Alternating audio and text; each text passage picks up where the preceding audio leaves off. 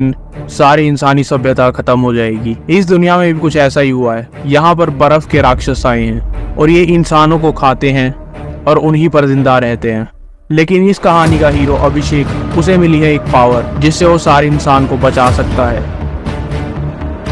लेकिन हमने वो सुना है ना, इंसान ही इंसान का दुश्मन होता है। क्या इंसान एकजुट होकर इन राक्षसों को हरा पाएंगे या फिर वो आपस में ही लड़कर मर जाएंगे? इस कहानी की शुरुआत होती है जब एक दिन सब हैरान हो जाते हैं। ग्लोबल वार्मिंग की जगह ग्लोबल फ्रीज हो जाता है। सारी दुनिया जम जाती है। जो नॉर्मल खाने पीने की चीजें होती हैं वो किसी खजाने से कम नहीं होती। और इसी बीच हमारा मेन हीरो अभिषेक उस जमे हुए शहर में से खाना ढूंढने के लिए जा रहा था। वो देखता है कि नीचे बिल्डिंग सी बिल्डिंग है और उसके ऊपर बर्फ जम चुकी है और ये बर्फ काफी मोटी है तो मैं इस पर चल सकता हूँ। और जैसे ही वो उसे पैर रखता है वो बर्फ टूट जाती है और वो गिरते वक्त सोचता है कि अभी तक तो बर्फ बिल्कुल ठीक थी, ये टूट कैसे गई? मानो ऐसा हो जैसे भगवान कह रहे हो बस इंसान इस पतली बर्फ जितने कमजोर हैं, एक झटका और तुम सब खत्म हो जाओगे। वो अपनी कुल्हाड़ी निकालता है दीवार पर मारने के लिए कि शायद वो बच जाए, लेकिन उससे भी कोई फायदा नहीं होता। वो नीचे जाकर एक बिल्डिंग पर गिरता है जो कि एक सुपरमार्केट था और वो बच जाता है क्योंकि वहां पर बहुत सारी बर्फ जमी हुई थी। वो इस चीज को सोचकर खुशी हो रहा था।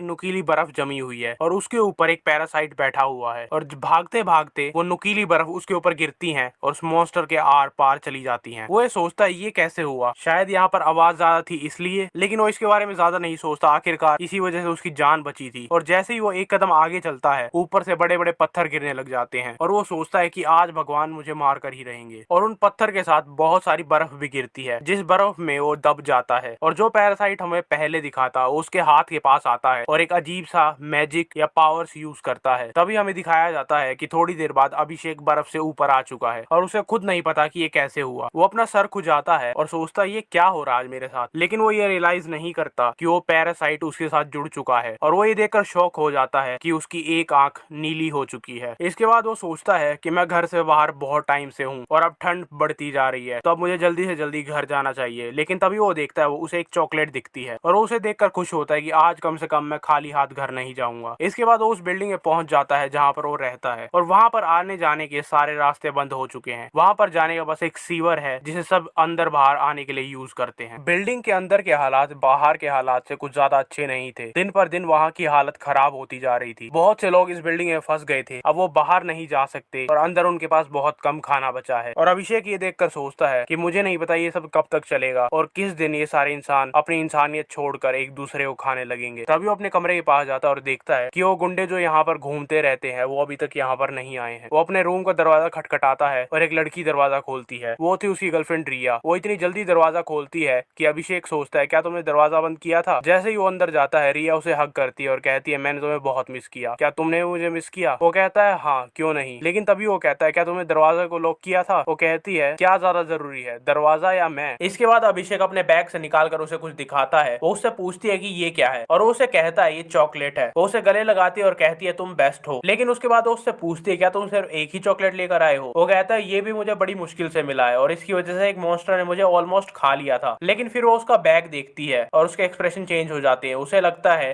कि ये झूठ बोल रहा है और इसके पास और भी ज्यादा खाना है। दूसरे कमरे में आग के सामने बैठकर वो सोचता है कि अब क्या करना है। काफी दिनों से उसे खाना नहीं मिला है और जो भी उसे खाना मिला था वो उसने अपनी गर्लफ्रेंड को दे दिया था। फिर वो सोचता है क्या मुझे बीज खाने पड़ेंगे, लेकिन अगर मैंने खा लिए तो हमारे पास जो उम्मीद बची है कि हम इन्हें बोकर खाना उगा सकते हैं वो उम्मीद भी चली जाएगी। उसके बाद वो उस मीट को देखता है जो उस मॉन्स्टर का था और सोचता है अगर ये जहरीला ना होता तो इतना बड़ा मॉन्स्टर था कि वो पूरी बिल्डिंग को खाना खिला सकता। लेकिन फिर वो सोचता है चलो इसका कुछ तो यूज है, ये बहुत अच्छी तरीके से जलता है, कम से कम मैं ठंड में नहीं मरूंगा। और वो उसे जला देता है। फिर वो डेट देखता है, आज 14 फरवरी थी और वो बिल्कुल भूल चुका था कि आज वैलेंटाइंस डे है। फिर वो दूसरे कमरे में जाता है उसे सॉरी बोलने के लिए, लेकिन वो कहीं नहीं मिलती। तब उसकी दरवाजे खटखटाने की आवाज आती है और सोचता है कि वो बाहर क्या कर रही है, मैंने उसे बाहर जाने से मना किया था, बाहर खतरा है। वो दरवाजा खोलता है और खोलते ही उसके मुंह पर एक जोरदार बैट आता है। उसके नाक से खून निकलने लगती है और वो दूर जाकर गिरता है। और जैसे ही उसकी आंख खुलती है उसे दिखता है कि उसकी गर्लफ्रेंड अनुज के साथ खड़ी है। वो बहुत ज्यादा दर्द में था और अपनी गर्लफ्रेंड से पूछता है कि तुमने मुझे धोखा देकर अनुज का साथ क्यों दिया? वो गुस्से से पागल हो जाती है कि तुम ये पूछ भी कैसे सकते हो? तुम्हें क्या लगता है तुम मुझे बेवकूफ बना सकते हो? एक चॉकलेट मुझे दोगे और सारा खाना खुद रख लोगे? तुम्हें क्या लगता है मैंने तुम्हारे बैग को नोटिस नहीं किया? तुम क्या उसमें हवा भर कर लेकर आए हो? मुझे तो लगता है तुम इंसान भी नहीं हो, अपनी ही गर्लफ्रेंड से झूठ बोलते हो। अनुज अभिषेक के पास जाता और कहता मुझे तुम पर दया आती है, तुम अपनी गर्लफ्रेंड को भी खुश नहीं रख सकते। और यहाँ पर डेमोक्रेसी नहीं, जंगल राज चलता है। यहाँ स्ट्रॉन्ग जीतता है और कमजोर हार जाता है। या तो तुम मेरे